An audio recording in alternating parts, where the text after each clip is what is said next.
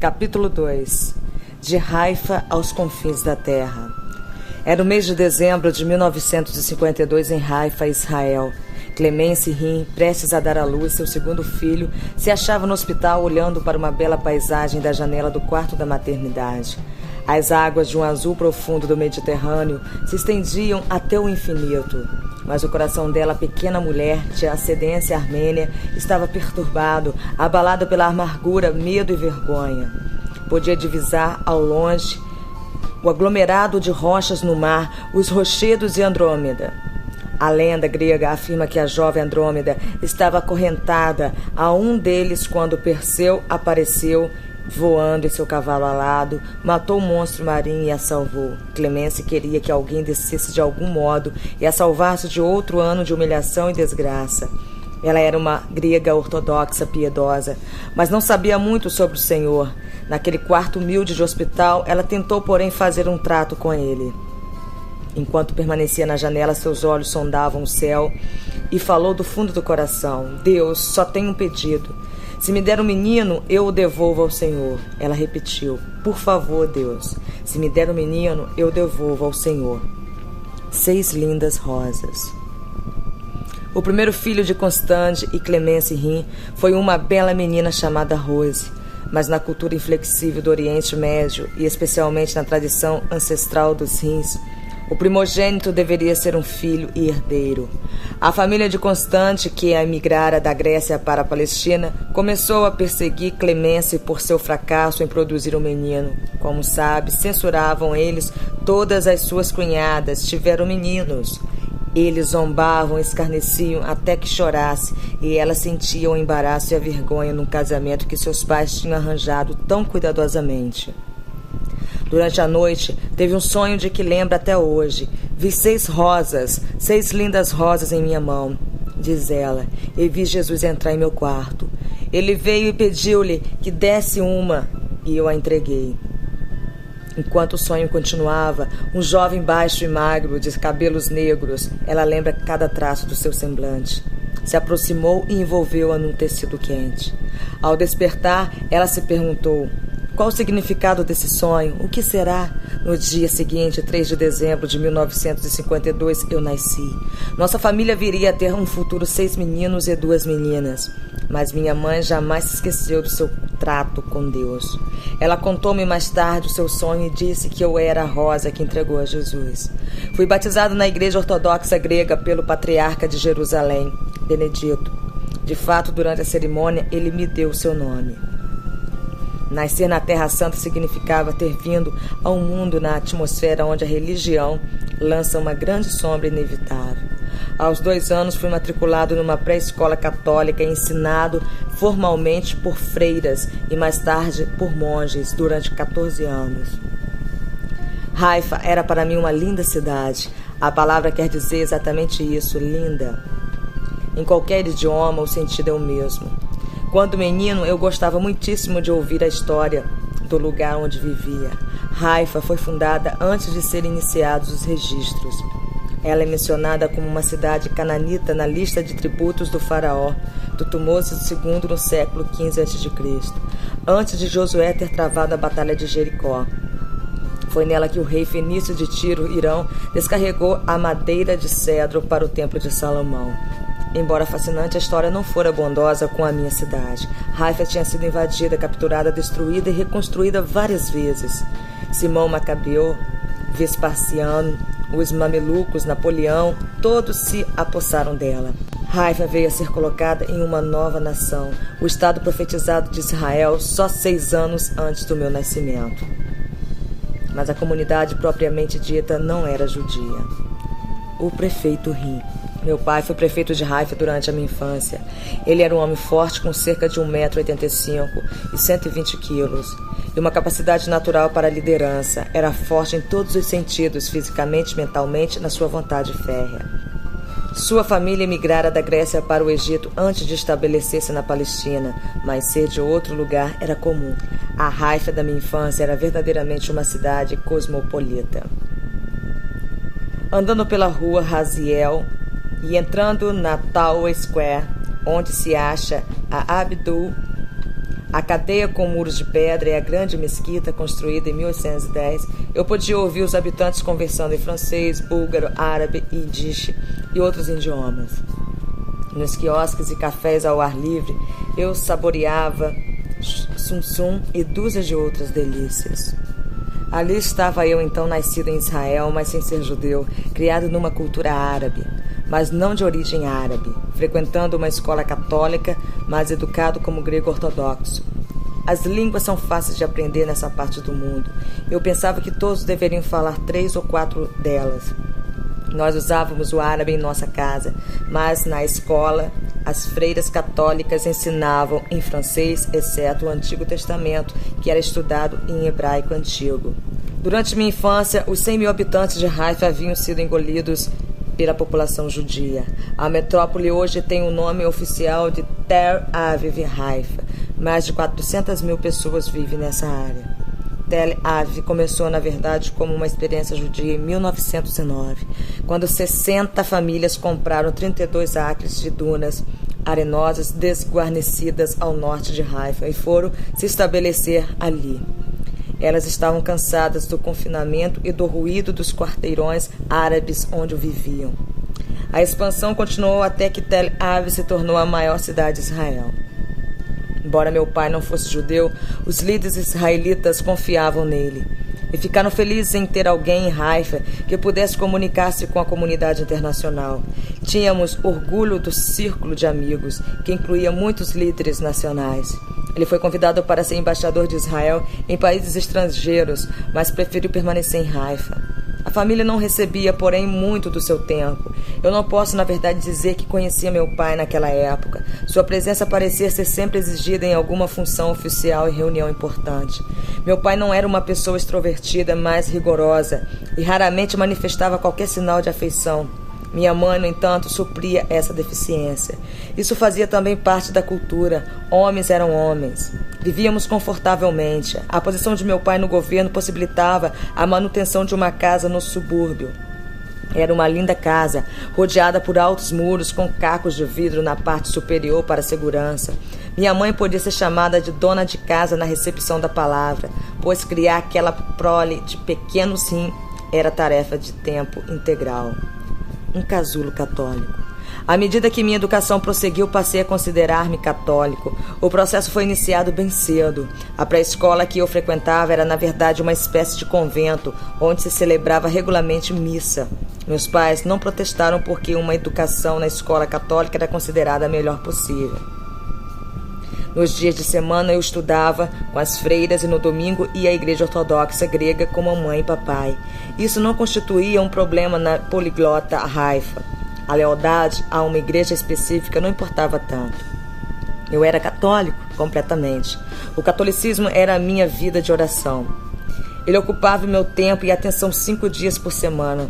Tornou-se a minha mentalidade. Eu praticamente morava no convento e nesse casulo me distanciei muito do mundo.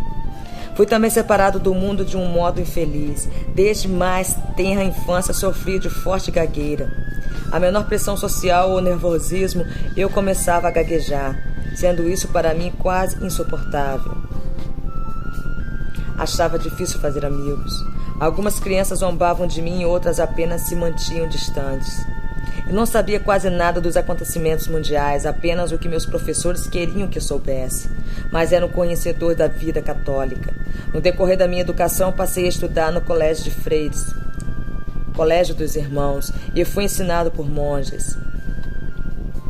Mesmo quando pequeno, já era extremamente religioso. Orava e orava, provavelmente mais do que alguns cristãos oram hoje, mas sabia apenas Ave Maria, o Credo, o Pai Nosso e outras orações prescritas. Só raramente eu falava de fato com o Senhor. Quando tinha algum pedido específico, eu mencionava. Por outro lado, minha vida de oração era muito organizada, muito rotineira. O principal conceito parecia ser: você deve sofrer quando ora. E isso era fácil. Não havia praticamente onde ajoelhar, exceto as pedras brancas de Jerusalém, que estavam em toda parte. Quase todas as casas são construídas desse material. As escolas que frequentei não tinham carpete, só um chão simples de pedra branca. Acabei por acreditar que se você não sofresse com a sua súplica, o Senhor não iria ouvi-lo. E o sofrimento era o melhor meio de obter o favor de Deus. Embora quase nenhuma espiritualidade acompanhasse o ensino, continuo sendo grato à base bíblica que recebi. Penso muitas vezes quantas crianças aprenderam o Antigo Testamento em hebraico. E nossas viagens campestres tornavam literalmente viva a palavra de Deus. Visitamos certa vez o Negueb, onde chegamos perto do poço que Abraão cavara. Aprendendo a respeito dele, essa experiência ficará comigo para sempre. Suas vestes eram mais alvas que a neve. Deus tem falado comigo várias vezes durante a minha vida através de visões. No decorrer de meus anos em Haifa, isso só aconteceu uma vez, quando eu não passava de um garoto de 11 anos. Creio que foi nessa ocasião que Deus começou a mover-se em minha vida. Posso lembrar da visão como se tivesse sido ontem. Eu vi Jesus entrar em meu quarto. Ele usava um traje mais alvo que a neve e um manto vermelho escuro drapejado sobre a veste. Vi seu cabelo, olhei em seus olhos, vi os sinais dos cravos em suas mãos, vi tudo. É preciso que compreenda que eu não conhecia Jesus. Eu não pedi a Cristo que entrasse em meu coração, mas no momento em que o vi, eu o reconheci. Sabia que era o Senhor. Quando isso aconteceu, eu estava dormindo, mas de repente uma sensação incrível que só pode ser descrita como elétrica tomou conta do meu pequeno corpo. Era como se alguém me tivesse ligado numa tomada. Senti um formigamento como de agulhas, milhares delas percorrendo o meu organismo. O Senhor ficou então diante de mim, enquanto eu dormia profundamente. Ele olhou diretamente para mim com os olhos mais belos que já contemplara. Ele sorriu, seus braços estavam bem abertos. Eu podia sentir a sua presença, foi maravilhoso e jamais me esquecerei. O Senhor não disse palavra, ele apenas olhou para mim e depois desapareceu. Acordei imediatamente. Eu mal consegui entender o que acontecera, mas não fora um sonho. Esses tipos de sensações não acontecem nos sonhos. Deus permitiu que eu tivesse uma visão que causasse uma impressão indelével em minha jovem vida. Quando acordei, a sensação extraordinária ainda perdurava. Abri os olhos e olhei ao redor, mas o sentimento intenso e poderoso continuava em meu íntimo. Sentia-me totalmente paralisado, não podia mover um músculo, nenhuma pestana. Achava-me completamente congelado ali. Todavia mantinha um controle. Esse sentimento invulgar me envolveu, mas não me dominou. Eu estava certo de que se dissesse, não quero isso, a experiência teria sumido. Mas eu não disse nada. Enquanto me mantinha ali, acordado, o sentimento predominou e depois foi embora lentamente. De manhã contei a experiência à minha mãe e ela ainda se lembra do que disse. Você deve então ser um santo. Coisas assim não aconteciam às pessoas em Haifa, que fossem católicas ou grego-ortodoxa. É claro que eu não era um santo, mas minha mãe acreditava que se Jesus vier até mim, ele deveria estar me separando para um chamado superior. Enquanto Deus tocava em minha vida, outros fatores que iriam mudar completamente o futuro de minha família começavam a operar. Até os confins da terra, de Gaza às colinas de Golã. Como eu morava em Israel na década de 60, estava a par da tensão política crescente. As incursões árabes no território de Israel eram quase diárias ao longo das fronteiras que dividiam o Egito da Jordânia e da Síria. E o exército de Israel retaliava regularmente, atacando com suas tropas. Em maio de 1967, Israel e os 3 países árabes alertaram suas forças armadas para a possibilidade de uma guerra. A pedido do Egito, as tropas das Nações Unidas deixaram a faixa de Gaza e a península do Sinai. A seguir, no dia 5 de junho de 1967, os aviões de Israel atacaram os campos de aviação do Egito, Jordânia e Síria. Esse conflito foi chamado de Guerra dos 6 Dias. Em menos de uma semana, os israelitas destruíram quase completamente as forças aéreas árabes. As tropas israelitas ocuparam a faixa de Gaza, a península do Sinai, a margem ocidental e as colinas sírias de Golã. Israel dominou em pouco tempo o território árabe, totalizando mais de 3 vezes sua extensão de terra original. Jamais esquecerei o dia, em princípios de 1968, em que meu pai reuniu a família e nos contou que estava fazendo planos para emigrarmos. Por favor, não discuta o assunto com ninguém, porque pode haver problemas com nossos vistos de saída. O plano inicial era nos mudarmos para a Bélgica. Meu pai tinha ali alguns parentes e a ideia de mudar para um país de fala francesa parecia excitante. Afinal de contas, eu fora educado nesse idioma. Certa noite, um adito da embaixada canadense visitou-nos para mostrar um filme de curta-metragem sobre a vida no Canadá. Toronto parecia uma cidade florescente.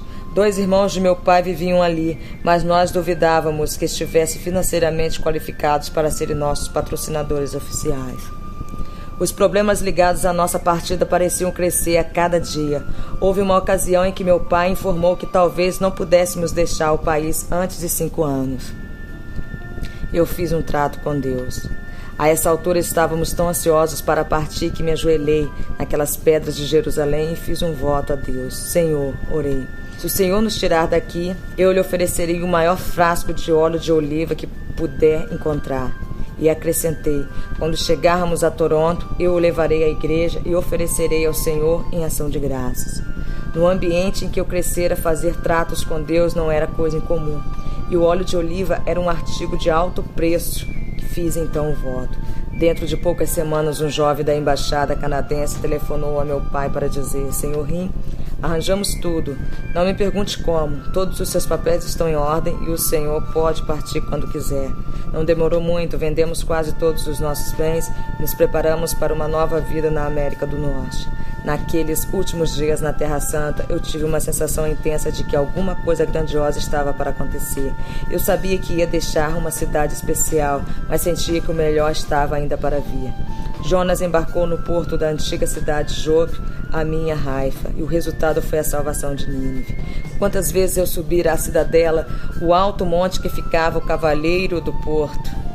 Junto ao farol havia uma igreja franciscana, construída em 1654, e perto dela se achava o lugar da casa de Simão, o curtidor, onde o apóstolo Pedro morou por algum tempo e teve uma visão que mudou o mundo.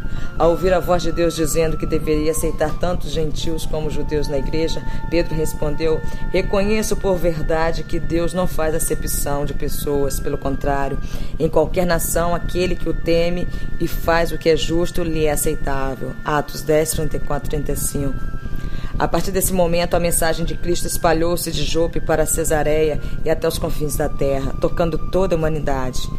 Enquanto seguíamos de carro pela estrada até o aeroporto de Lourdes, eu fiquei imaginando, será que vou ver de novo este lugar? Pensei nas freiras católicas que me haviam ensinado com tanto amor. Teria visto o rosto delas pela última vez? Ao atravessarmos as águas do Mediterrâneo, olhei ao longe e disse meu derradeiro adeus à Haifa. Tinha um nó na garganta. A cidade fora um lar para mim em meus 14 anos de vida. Sorvete no quiosque. A família Rim chegou a Toronto em julho de 1968, sem qualquer propaganda. Era assim que meu pai queria. Não tivemos um comitê de recepção e não havia um emprego em vista para ele. Chegamos com a roupa do corpo, alguns bens nas malas e um pouco de dinheiro das vendas de nossas coisas em Haifa. Era suficiente para vivermos por um breve espaço de tempo. Nossa nova vida começou no apartamento alugado. Que choque aterrissar de repente numa cultura estrangeira. Eu conseguia gaguejar em várias línguas, mas o inglês não era uma delas. 1, 2, 3 era o máximo que sabia. Meu pai, no entanto, havia estudado inglês suficientemente bem para preencher um pedido de emprego. E teve êxito.